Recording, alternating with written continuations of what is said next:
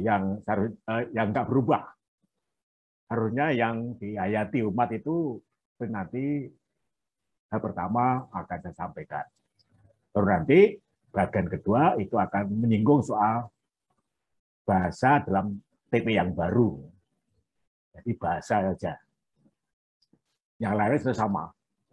Karena banyak hal dari TP itu dengan katekese liturgi, seharusnya umat itu sudah tahu banyak. Sehingga maaf seringkali seringkali saya nyinggung soal itu. Nah, karena ternyata itu belum menjadi macam pemahaman umat secara keseluruhan. Itu yang belum ya. Sehingga itu yang ingin saya sampaikan di kesempatan ini, supaya nanti menjadi pemahaman kita bersama. Ya, ini saya kutip dari apa yang dibuat dalam tahun 2016. Ekaristi sebagai suatu perjamuan itu mengenangkan hidup Yesus yang puncaknya pada sengsara dan wafat dan kebangkitannya. Dan penting harus diketahui, Ekaristi bukan tindakan perorangan, tapi tindakan bersama. Itu penting ya.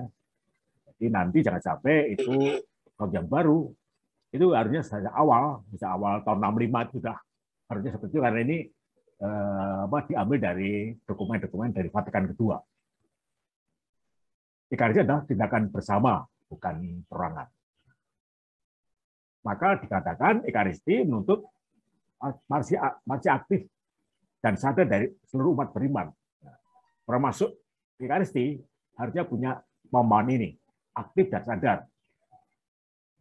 Itu yang perlu kita pahami bersama. Dan kemudian untuk lebih sempurna lagi, Ekaristi merangkum keterlibatan hati, pengalaman hidup konkret umat beriman. Maka jangan sampai hanya sekedar rutinitas. Karena ini pusat hidup umat beriman Katolik, maka di mana Kristus sebagai makanan kita diharapkan jangan hanya sekedar rutin, tapi itu kebutuhan. Itu yang perlu kita ketahui. Lanjut, Pak. Brand. Nah, di sana Ekaristi itu dimulai dengan Allah mengundang. Allah mengundang itu untuk mengundang kita. Allah bergerak kepada kita. Allah lebih dahulu komunikasi dengan kita. Allah memberikan dirinya pada umatnya. Jadi itu yang harus kita selalu ketahui. Nah, sehingga kalau kita berdoa pasti diakhiri dengan demi Kristus, Tuhan kami pasti. Karena tanpa Kristus kita itu tidak bisa doa langsung berapa-apa. Lalu seharusnya idealnya kita umat itu menyambut undangan Allah, menyambut kehadiran Allah, berkumpul bersama menyambut Allah, di mana Allah lah yang menjadi asal-usul kita bersama. Maka kalau kita kaitkan dengan kata-kata yang dipakai, gereja itu dari kata Portugis yang igreja. Bahasa Latin adalah ecclesia.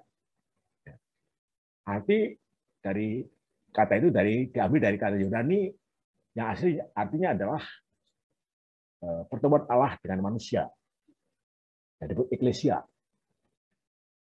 Itu makanya gereja sebagai kumpulan itu umat Allah yang berkumpul menyambut undangan Allah yang ingin bertemu dengan umatnya, yang menampilkan diri Yesus Kristus, dan karena kasih sayangnya adalah menderita dan wafat dan bangkit. Itu yang menjadi sumber yang harus kita cari. Makanya kita diharapkan menyambut undangan Kristus itu dengan hati gembira dan syukur karena kita diundang olehnya. Lanjut, Pak. Boleh. Nah, lalu kita bertanya dari diri kita sendiri, ya. Kenapa kita butuh Ekaristi? Dalam hidup kita sehari-hari, ya, kita berfokus kepada usaha untuk memenuhi kebutuhan hidup kita sehari-hari. Pokoknya demikian. Terutama kebutuhan jasmani kita. Tapi kita tidak hanya butuh jasmani, tapi butuh untuk hidup yang akan datang. Maka di sini dibangunlah kebutuhan hidup tutup dengan sadar akan Tuhan yang hadir. Karena tanpa Tuhan hadir, tujuan ke arah yang masa depan itu tidak mungkin terjadi. Nah, di sini Allah harus menjadi kekuatan kita. Supaya kita jangan sampai nanti meminggirkan pikiran kita, perhatian kita, sehingga dengan demikian nanti kalau kita bersama-sama kumpul untuk Ekaristi, maka diharapkan kita punya kesadaran dan aktif berpartisipasi untuk menyambut, untuk mengundangkan Kristus yang ingin hadir, untuk berikan kekuatan buat kita semua, agar kita mampu untuk memuji, menghormati, dan menyalakan Allah melalui Yesus Kristus. 9 hari itu karena memang dalam sejarah keselamatan, Yesus bangkit itu pada hari Minggu atau Minggu dini hari. Itu ya, walaupun kematiannya itu pada hari Jumat, tapi hari Minggu adalah hari di mana Yesus bangkit. Nah, peristiwa kebangkitan ini adalah peristiwa kemenangan akan Tuhan Kristus akan maut. Sehingga kita punya harapan dengan Kristus hadir, itu kita juga akan diberikan kekuatan Kristus untuk melawan kekuatan roh-roh jahat. Maka puncak hidup beriman adalah kalau kita bersama ikut Ekaristi pada hari Minggu, itu yang pokok, yang wajib itu. Kalau harian itu